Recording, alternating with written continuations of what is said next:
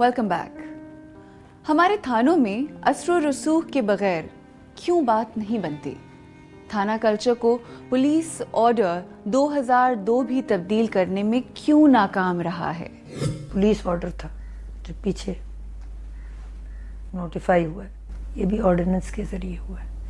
कोई भी कानून ऑर्डिनेंस के जरिए आए वो असल मसाइल की तरफ उस तवज्जो देता ही नहीं। वो तो एक शख्स ने बैठ के अपने कमरे में बना दिया। ये इस किस्म की कानून साजी हमेशा पार्लिमान के थ्रू होनी चाहिए, लोगों के साथ मशवरे से होनी चाहिए, उनके जो मुंतखब नुमाइंदे हैं उनके ज़रिए। तो पुलिस ऑर्डर जो है वो अज खुद कोई मुस्बत तब्दीली पुलिस के जहनीत में या उनके रवैयों में या उनके काम में लाने में नाकाम हो चुका है।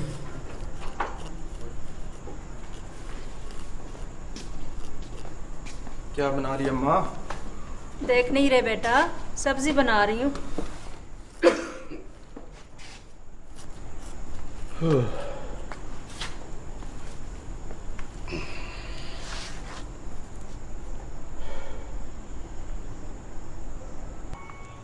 क्या बना?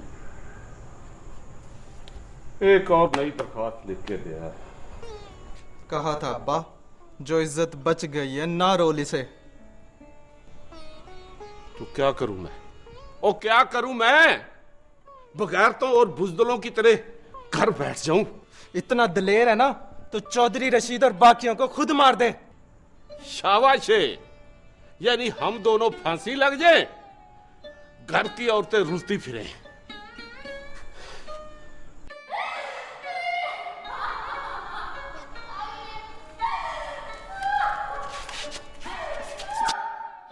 जैसे तैसे करके मेहरबख्श ने एफआईआर तो दर्ज करवा ली, लेकिन फिर इस केस का प्रोसीजर चल निकला।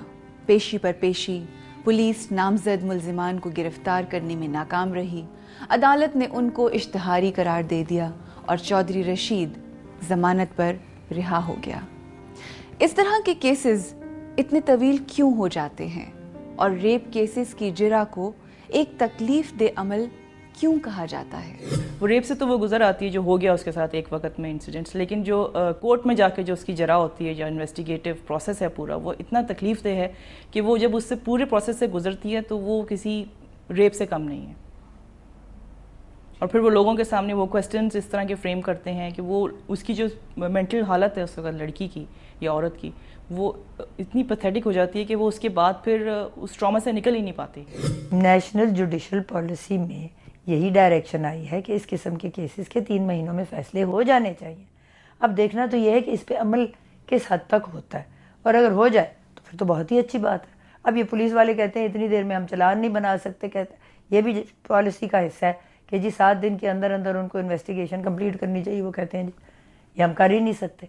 तो अब ये सारी चीज़ों को एकदम ठीक करना भी तो बड़ा मुश्किल है, लेकिन मैं समझती हूँ कि अगर पहला कदम हमने सही सिमत में उठाया है तो इंशाल्लाह बेहतरी की तरफ ही जाएंगे। तो ये तो होनी चाहिए कि अदालत ऐसे केसेस को, बच्चों के केसेस, औरतों के केसेस, इस तरह के संगीन जुराइम वाले बंद कमरे में करे और वहाँ सिर्फ उन लोगों को आने की इजाज़त हो जिनकी मुआवनत के बगैर उस केस का फैसला ना हो सके। अदालत में मुकदमा 1 साल से चल रहा है, पेशी पर नई पेशी, और पेशी के बाद मेहरबख्श के बेटे को गांव वालों के चुभते हुए सवालात का जवाब देना पड़ता है। अम्मा, अम्मा! आई पुत्र।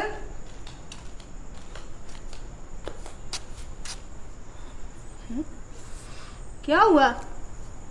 किसने मारा? अब्बे से कहा था ना करे मुकद्दमेबाजी, पूरा गांव बातें करता फिरता है। पुत्र क्या बातें करता है? तू नहीं जानती माँ कितना मुश्किल होता है। लोग अजीब अजीब सी नजरों से देखते हैं। मेरा दिल करता है कि जमीन में गड़ जाऊं। लोगों को तो काम है बातें करना। तू ना सुना कर मेरा बेटा, किसी की ना सुना कर तू। रेप विक्टिम और इनसे जुड़े हुए लोगों को इस मौशरती अलमिये का सामना भी करना पड़ता है। कोई इनसे हमदर्दी जताता है और कोई तरह तरह की बातें बनाता है।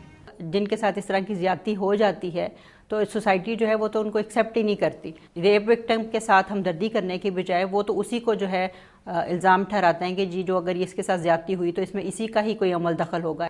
तो रवैया तो जो है वो ये है, कोई सपोर्ट तो करता नहीं है। उसकी फैमिली को भी जो है स्टिग्माटाइज किया जाता है। उसकी आने वाली जो नस्लें हैं वो बात वहीं नहीं ख़त्म हो जाती, आने वाली जनरेशन्स तक भी जो है ये चीज़ जो है वो चलती रहती। गांव में सोशल एक्सेप्टेंस में कमी के बाद मेहर बख्श ने गांव छोड़ दिया। कुछ साल बाद उसने अपनी बेटी का रिश्ता ढूंढना शुरू किया। नए शहर में उनको कोई नहीं जानता था, लेकिन पता नहीं कहां से लड़के वाले ये जरूर जान लेते कि लड़की रेप हो चुकी है और फिर नए रिश्ते की तलाश शुरू हो जाती।